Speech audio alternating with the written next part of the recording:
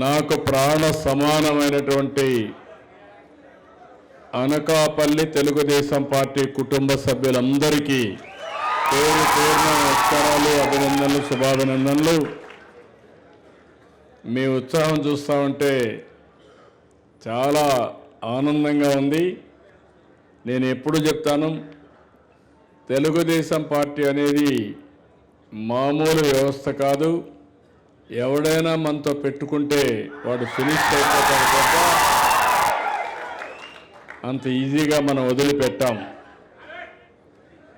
ఇటీవల అనకాపల్లి ఇప్పుడే కాదు, మొదటి నుంచి కూడా తెలుగుదేశం పార్టీకి కంచు కోట, దాంట్లో అనుమానం లేదు. అయితే మనం కూడా ఎన్నికల్లో అనేక మార్పులు వస్తూ ఉంటాయి.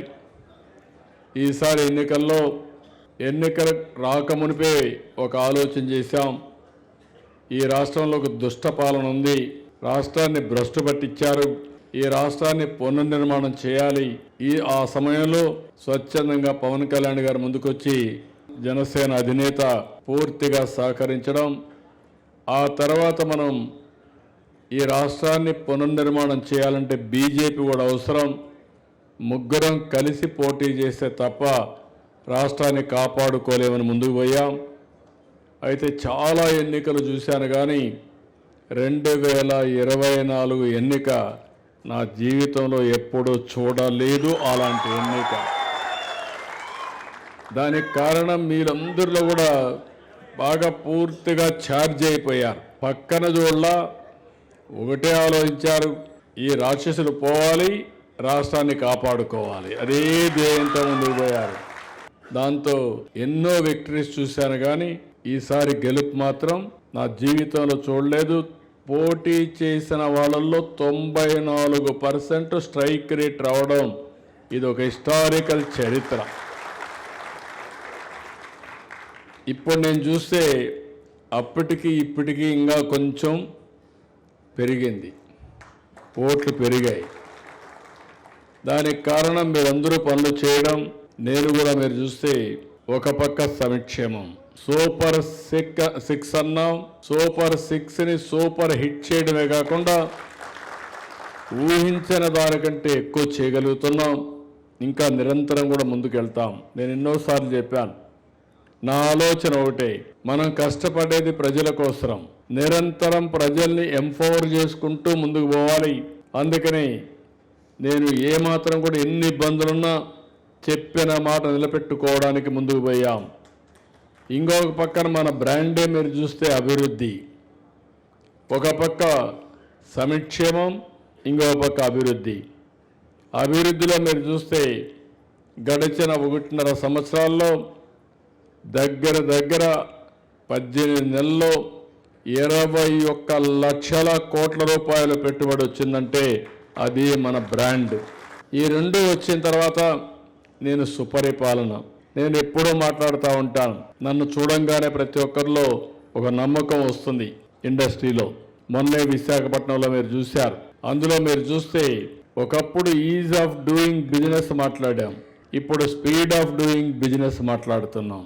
నిన్న కలెక్టర్స్ కాన్ఫరెన్స్లో స్పీడ్ ఆఫ్ డూయింగ్ బిజినెస్ నుంచి speed of doing delivering governance, అంటే స్పీడ్ ఆఫ్ డెలివరింగ్ గవర్నెన్స్ అంటే ఎవరు ఎక్కడున్నా రియల్ టైంలో ఏ పని కావాలన్నా చేసి పెట్టే బాధ్యత, ₹1 అవినీతి లేకుండా సేవలు అందించే బాధ్యత ఈ ప్రభుత్వం ఇస్తామని చాలా స్పష్టంగా నేను హామీ ఇచ్చాను. రాబోయే 1 సంవత్సరంలో మీరు చూస్తారు, అన్ని సర్వీసులు ఆన్లైన్లో ఉంటాయి, ఇచ్చే బెనిఫిట్స్ అన్నీ కూడా పర్ఫెక్ట్గా ఉంటాయి, ఎక్కడా లిటిగేషన్ ఉండదు. ఎవడైనా భూ కబ్జా చేస్తే అక్కడనే పాచేస్తాం తప్ప వాడిని వదిలిపెట్టే పరిస్థితి ఉండదు. రౌడీలకి రాష్ట్రంలో స్థానం లేదు. ఆ రౌడీ అని చెప్పుకుంటే తోక కట్ అయిపోతుంది తప్ప మళ్ళీ ఇంకొకసారి రౌడీ అని చెప్పేదానికి కూడా అతనికి శక్తి ఉండకుండా చేస్తాం. ఇలాంటివన్నీ చేసి ఎవడైనా తప్పు చేస్తే తప్పు చేయక మునిపే చొక్కా పట్టుకుంటాం తప్ప వదిలిపెట్టే సమస్య లేదు. ఇవన్నీ కూడా ఇప్పటికే మీరు చూసుంటారు. మీరు నాకు ఒక మంచి పని చేయాలి, మీరు టెక్నాలజీ వాడాలి, మన యాప్ వాడాలి, మన మిత్ర వాడాలి. మీరందరూ కూడా ప్రభుత్వం చేసేది అర్థం చేసుకోవాలి, పార్టీ చేసేది అర్థం చేసుకోవాలి. మీరు ఛాంపియన్స్గా ఉండాలి. మీరు ఛాంపియన్స్గా ఉండి ప్రజల్లో కానీ చేయగలిగితే మనకు చాలా వరకు పని తగ్గిపోతుంది. రెండోది, ఎన్నికల ముందు మీరందరూ హామీ ఇచ్చారు. నేను ఒక మాట చెప్పాను, మనం వస్తానే సూపర్ 6 ఇస్తామని చెప్పాను. దాని వివరాలు ఇంటింటికి పోయి చెప్పమన్నాను. మీరు పోయి చెప్పారు, ఇంటింటికి పోయి చెప్పారు, మెప్పించారు. దాని ఫలితమే ఓట్లు వచ్చాయి. కానీ ఈరోజు మీరు చేయాల్సింది, ఏదైతే అమలు చేస్తున్నామో అమలు చేసే దాంట్లో మీరు భాగస్వాములు కావాలి. అంటే మీరు ఇంట్లో పడుకున్నారనుకోండి, ఇప్పుడు చెప్పారు, ఇచ్చాం, మీరు కనపడరు. కనపడకపోతే ఏంటి, ప్రజలకు మిమ్మల్ని మర్చిపోతారు. మన కష్టం కూడా ఫలించే పరిస్థితి రాదు. అందుకే ఇటీవల కాలంలో మీ అందరికీ మెసేజ్ ఇస్తున్నా. పార్టీని కూడా మీరు చూస్తే చాలా సిస్టమేటిక్గా పనిచేసే వాళ్ళ కోసం నేను ఎత్తుక్కుంటా వస్తానని చెప్పా. ఈరోజు ఎత్తుక్కుంటా రావడమే కాదు, పని చేసే వాళ్ళకే దండేస్తున్నాను తప్ప పని చేయని వాళ్ళకి దండేసే పరిస్థితి లేదు. దానికి కూడా శ్రీకారం చుట్టాం. రెండోది, మీతో ఉంటానని చెప్పాను, ముందు మాదిరిగా ఉండదని చెప్పాను. ఈరోజు ఎన్ని ఇబ్బందులున్నా నేను ఏ జిల్లాకు వచ్చినా జిల్లాలో ప్రజలతో 2-3 గంటలు స్పెండ్ చేస్తే నా కుటుంబ సభ్యులతో 1 గంట అయినా సరే మినిమం స్పెండ్ చేసే వెళుతున్నా. నేను కానీ, ప్రధాన కార్యదర్శి కానీ, నాయకులం కానీ అందరం కూడా ఒక పద్ధతి పెట్టుకున్నాం. దీనివల్ల ఈరోజు మార్నింగ్ అయితే నాకు ఎంతో సంతోషం కలిగింది. ఎయిర్పోర్ట్లో లైన్ నిలబడుకొని నాకు స్వాగతం పలికిన వాళ్ళందరినీ మాట్లాడుతూ వస్తే, నేను మార్కెట్ కమిటీ చైర్మన్గా ఉన్నా, డైరెక్టర్గా ఉన్నా, లేదంటే గౌరవ కార్పొరేషన్లో ఉన్నా, లేదంటే ఇంకో కార్పొరేషన్ ఉన్నాను, ప్రతి ఒక్కరూ మీ హోదా నాకు గుర్తు చేశారంటే నేను గర్వపడుతున్నా. అది ఈసారి మార్పు. రోజంతా పనిచేస్తాను, మళ్ళీ సాయంత్రం ఒక 2 గంటల పార్టీ విషయం ఆలోచించి ఏమి పెండింగ్ ఉన్నాయో అవన్నీ కూడా పెండింగ్ అన్ని క్లియర్ చేయడమే కాకుండా ప్రతి ఒక్క నిర్ణయంలో నా ముద్ర ఉంటుందని మరొక్కసారి మీ అందరికీ విజ్ఞప్తి చేస్తున్నా. నేను రాజకీయం చేసినంత వరకు ఎవ్వడు మన జోలికి కూడా రాలేడు. నేను రాజకీయం చేయడం మానేస్తే అక్కడి నుంచి తోకలు పుట్టుకొస్తాయి. నేను మిమ్మల్ని పట్టించుకోకపోతే మీరు కూడా అలకబోంతారు. కానీ మీరు ఎక్కడికి పోరు, కానీ పని చేయరు, వేరే జెండా పట్టుకోరు, కాడి పడేస్తారు. మీరు కాడి పడేస్తే పార్టీకి ప్రమాదం వస్తుంది. మీరు యాక్టివ్గా ఉన్నంత వరకు ఎవ్వడు ఏ శక్తి కూడా ఈ రాష్ట్రంలో ఏమీ చేయలేరు. అది మాత్రం వాస్తవం. ఇలాంటివన్నీ చేసుకుంటూ నేను ఈసారి ఇంకొక విషయం కూడా మీకు చెప్పాలి. నేను వారానికి 2 గంటలు రాష్ట్ర స్థాయి నుంచి గ్రామ స్థాయి వరకు నాయకులు ఎట్లా పనిచేస్తున్నారో మీ జాతకాలన్నీ ఆన్లైన్లో చదువుకుంటున్నా. అదే మాదిరిగా మండే అయితే సెక్రటరియట్కి పోయి రియల్ టైం గవర్నెన్స్, అక్కడ ప్రభుత్వ అధికారుల జాతకం అంతా ఒకసారి చదువుకుంటున్నా. ఈ 2 చదువుకొని పార్టీ పెరిగిందా తరిగిందా, పెరిగితే ఎవరు కాంట్రిబ్యూషను, తగ్గితే ఎవరి వల్ల తగ్గింది, తగ్గిన వాళ్ళకు మామూలుగా చెప్తా, పార్టీ వాళ్ళైతే తప్పదు నాకు మీకు చెప్తా, వినకపోతే కొంచెం గట్టిగా చెప్తా, అప్పుడు కూడా వినకపోతే తమ్ముళ్ళు దారికి వచ్చే వరకు దూరంగా పెడతా. దారికి వచ్చిన తర్వాత మళ్ళీ ముందుకు తీసుకుపోతా.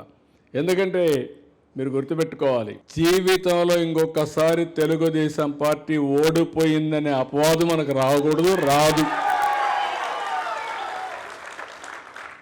దీర్ఘకాలంలో మనం అధికారంలో ఉంటే రాష్ట్రానికి సమాజానికి చాలా మేలు. మీ గౌరవానికి అది ఎంతో అవసరం. మనం అందరం పనిచేసేది ఇన్ని సంవత్సరాలుగా నేను చూసా. ఏ పార్టీకి లేనటువంటి కార్యకర్తలు మన పార్టీకి ఉండడం. రెండోది, సొంత ఆస్తులు కరగబెట్టుకొని, లేకపోతే ఎన్ని ఇబ్బందులు వచ్చినా అధిగమించి, ఒక్కోసారి కొన్నిసార్లు అయితే ఆస్తులు పోగొట్టుకొని పార్టీ జెండా మోసిన కార్యకర్తలు నా జీవితంలో ఎప్పుడూ మర్చిపోలేను. అదే సమయంలో మీరు ఒక్కసారి ఆలోచిస్తే పార్టీ కూడా అనేక సంక్షేమ కార్యక్రమాలు పార్టీ కార్యకర్తలు తీసుకొచ్చాం.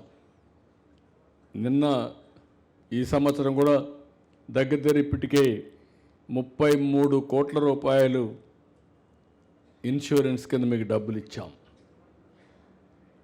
అదే మరి కాలేజ్ సీట్లు ఇస్తున్నాం.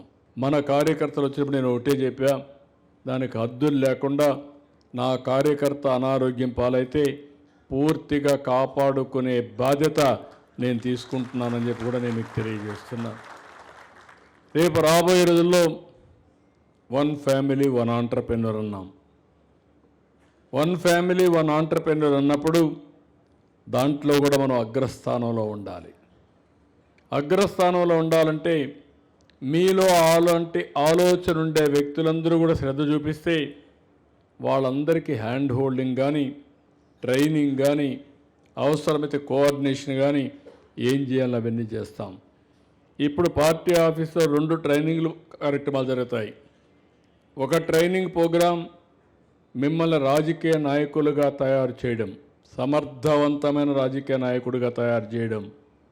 రెండవది ఆర్థిక పరిపుష్టి పెంచే విధంగా మీ దగ్గర నుంచి 1 ఫ్యామిలీ 1 ఆంటర్‌ప్రెన్యూర్ ఎంఎస్ఎంఈకి ప్రాధాన్యత ఇవ్వడం. ఈరోజు మీ జిల్లా ఉంది, అనకాపల్లి జిల్లా, విశాఖపట్నం ఉంది. ఈరోజు విశాఖపట్నం, అనకాపల్లి జిల్లా నెక్స్ట్ లెవెల్కి వెళ్తుంది. 10 సంవత్సరాల్లో మీరు ఊహించిన విధంగా ఈ 2 జిల్లాల్ని అభివృద్ధి చేసే బాధ్యత నేను తీసుకుంటున్నాను. ఒక గూగుల్, ఒక కాగ్నిజెంట్, ఒక టీసీఎస్, ఒక ఆర్సీఆర్ మిత్తల్, ఒక పక్కన ఎన్టీపీసీ, ఒక పక్కన టూరిజం, 1-2 కాదు, ఆకాశమే హద్దుగా మనం అభివృద్ధి కార్యక్రమాలు చేసే పరిస్థితికి వస్తున్నాం. ఈ అభివృద్ధి కార్యక్రమాలు వచ్చినప్పుడు మీరు దాంట్లో భాగస్వాములు కావాలి. నేను ఒక విజన్ ఇచ్చాను, గుర్తుపెట్టుకోవాలి మీరందరూ. విజన్ 2047. ఎన్నేండ్లు? ఇప్పుడు 25 అయింది, 26కి వచ్చాం. ఎగ్జాక్ట్గా రాబోయే 21 సంవత్సరాల 6 నెలల్లో నేను చెప్పిన విజన్ మీరు చూస్తారు. అందులో నేను చెప్పింది ఇప్పుడు 3 లక్షల రూపాయలు తలసరి ఆదాయం ఆవరేజ్న స్టేట్లో. అది 47కి 55 లక్షల రూపాయలు అవుతుంది తలసరి ఆదాయం. కొంతమందికి ఎక్కువ ఉంటుంది, కొంతమంది తక్కువ ఉంటుంది. ఇప్పుడు మీరున్నారు ఇక్కడ, ఈ ఏరియాలో భూమి ఉంది. ఒకప్పుడు 5 ఎకరాలు ఉంటే ఈ 5 లక్షలు 2 లక్షలు ఉండేది. రాబోయే రోజుల్లో 1 కోటి 2 కోట్లు 5 కోట్లు పెరిగే పరిస్థితికి వస్తుంది. ఆటోమేటిక్గా ప్రతి ఒక్కరికి కూడా ఆదాయాన్ని పెంచుకునే మార్గాలు వస్తాయి. ఇప్పుడు ఇక్కడ ఆర్సీఆర్ మిత్తల్ ఉంది. నేను డౌన్ స్ట్రీమ్ ఇండస్ట్రీస్ అన్ని పెట్టిస్తాం. ఎవరైనా అలాంటి ఆలోచన ఉండే వాళ్ళని అందులో పెట్టి మనం కూడా పికప్ చేస్తే, ఒకటి కాదు ఇలాంటి అనేకమైన ఆలోచనలు తీసుకొస్తా, దాన్ని ఉపయోగించుకునే బాధ్యత మీదని చెప్పి మరొకసారి తెలియజేసుకుంటూ, ఇక్కడ నేను చూశాను, ఒక విధంగా చూస్తే డిఫరెంట్ సర్వేస్లో డిఫరెంట్గా చెప్తున్నాయి. ఓవరాల్గా మాత్రం నాకు ఈ 4-5 జిల్లాల్లో పార్టీ ఇమేజ్ అంటే ఎన్డీఏ ఇమేజ్ పెరిగింది, తెలుగుదేశం పార్టీ ఇమేజ్ పెరుగుతూ ఉంది, వైఎస్ఆర్ కాంగ్రెస్ పార్టీ మసకబారే పరిస్థితి వచ్చింది. అట్లని చెప్పి ఓవర్ కాన్ఫిడెంట్ మాత్రం ఉండడానికి వీలు లేదు. నేను మాత్రం చాలా జాగ్రత్తగా ఎప్పటికప్పుడు ఇవన్నీ కూడా అధ్యయనం చేసుకుంటూనే, ఇక్కడ పార్టీ ఇన్ఛార్జి కూడా చెప్తున్న గోవింద్ గారికి మనం అందరం కూడా ఇంకోటి కూడా గుర్తుపెట్టుకోవాలి, రేపు రాబోయే రోజుల్లో కూడా ఎన్డీఏ ఉంటుంది. అనేక సార్లు మన పవన్ కళ్యాణ్ గారు చెప్పినట్టు ఒక 15 ఏళ్ళు మినిమం ఈ 3 పార్టీలు కలిసి ఉండాలని చెప్పి పదే చెప్పారు. నాకు కూడా అభిప్రాయం అదే. అందుకే నేను ఆయనకు గౌరవం ఇవ్వడం, ఆయన నాకు గౌరవం ఇవ్వడం, అదే మరి ప్రధానమంత్రి గారు కానీ కేంద్రం కానీ మనం అనుకున్న పనులు చేయడం, ఇవన్నీ కూడా ఒక పద్ధతి ప్రకారం చేసుకుంటూ వస్తున్నాం. మీరు కూడా ఆలోచించాల్సింది, అవసరమైతే ఇంకొక 2 పనులు ఎక్కువ చేస్తాం ఇలాంటి నియోజకవర్గాల్లో. ఎందుకంటే కోయిలేషన్ ఎక్కువగా స్ట్రాంగ్గా ఉండే నియోజకవర్గాల్లో ఎమ్మెల్యే జనసేన ఉంటే, తెలుగుదేశం మేజర్ పార్టీ కాబట్టి 10 పనులు ఎక్కువ చేయడానికి ఏమేం చేయాలో అన్ని పనులు చేస్తాం. అది నా బాధ్యత. అదే సమయంలో మీటింగ్లు పెట్టుకొని మీకు ఏ పని వచ్చినా చేసే బాధ్యత గోవింద్ గారికి ఉంది. ఇక్కడ మంత్రి గారు కూడా ఉన్నారు. 2 పార్టీల మధ్య ఫిక్షన్ రాకుండా సమన్వయం చేస్తూ, కోఆర్డినేట్ చేస్తూ, కొల్లు రవీంద్ర దీన్ని కూడా కోఆర్డినేట్ చేయాల్సిన అవసరం ఉందని చెప్పి కూడా నేను మీకు తెలియజేస్తున్నా. ఇంకా చాలా డీటెయిల్స్ ఉన్నాయి. నేను డీటెయిల్స్ పోవడం లేదు, ఎందుకంటే మీరందరూ మళ్ళీ ఫోటో కావాలంటున్నారు. ఫోటో మేజర్ ఇష్యూ, దానికి కూడా చాలా టైం కూడా అవుతుంది. కానీ ఒక్క విషయం మాత్రం ఫైనల్గా చెప్పేసి ఫోటోకి వెళ్దాం. భవిష్యత్తులో కూడా మీకు అంతా ఒకటే విజ్ఞప్తి చేస్తున్నా. నేను మీ అందరికి విజ్ఞప్తి చేసేది, ప్రజలకు దగ్గర మీరు ఉండండి. ఏ ఎన్నికల్లో ఇక మీదట ఓడిపోవడానికి వీలు లేదు.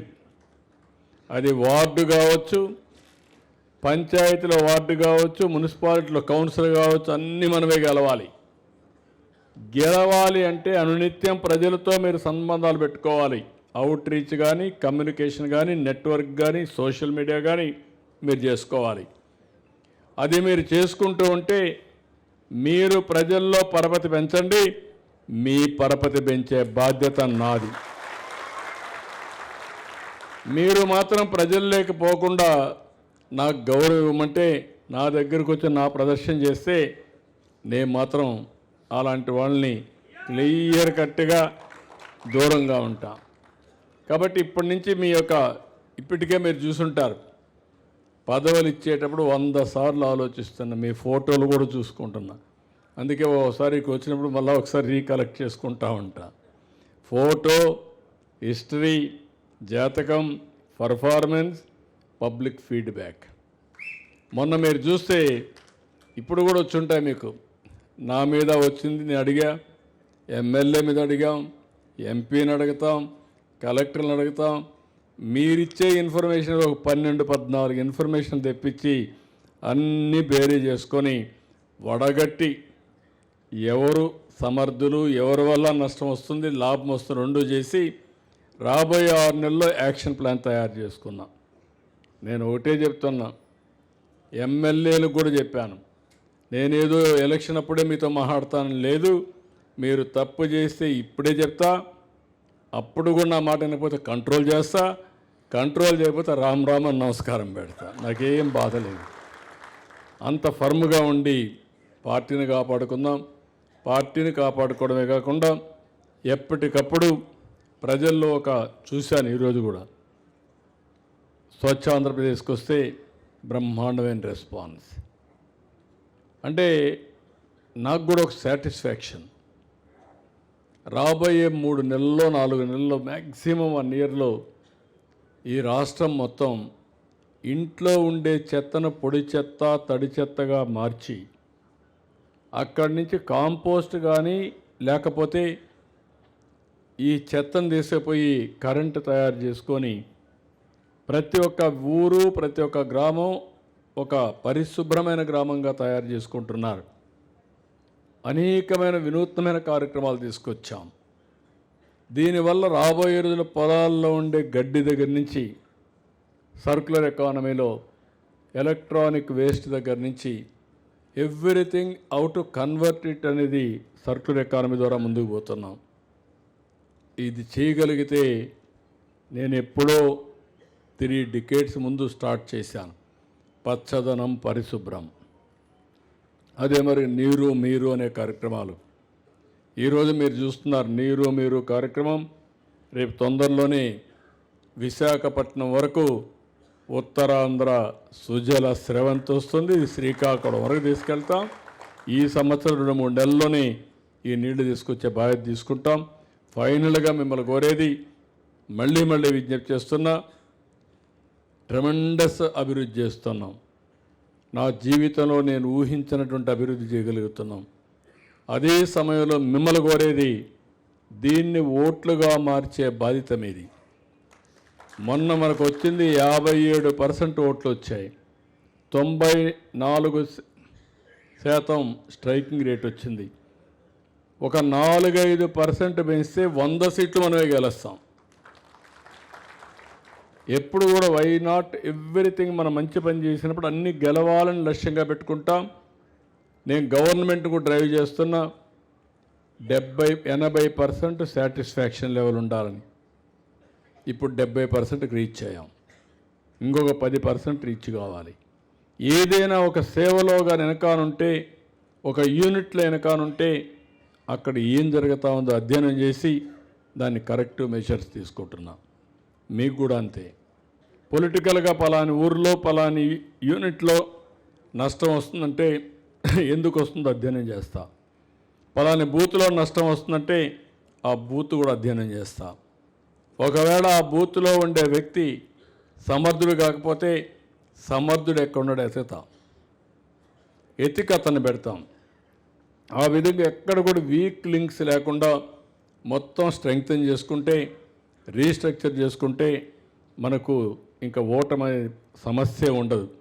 ఇప్పటికి కూడా మీరు ఆలోచిస్తే 3-4 ఎన్నికలు నేను చూశాను. 3-4 ఎన్నికల్లో దగ్గర 4,800 బూతులు మనకు మైనస్ వచ్చాయి. 46,000 బూతుల్లో ఈ 4,800 బూతులు కానీ ఒక 60% కానీ పాజిటివ్గా వస్తే మనల్ని ఎవరు ఓడించలేరు. దానికి కూడా వర్కౌట్ చేస్తున్నాం. మళ్ళీ కాన్స్టిట్యూన్సీ డీలిమిటేషన్స్ కూడా ఉంటాయి. ఆ విషయం కూడా మీరు గుర్తుపెట్టుకోవాలి. మొన్నే గవర్నమెంట్ ఆఫ్ ఇండియా క్లారిటీ ఇచ్చారు. మళ్ళీ డీలిమిటేషన్స్ ఉంటాయి. మనకు కాన్స్టిట్యూన్సీ కూడా పెంచాలి. దానికి కూడా వర్కౌట్ చేస్తాం.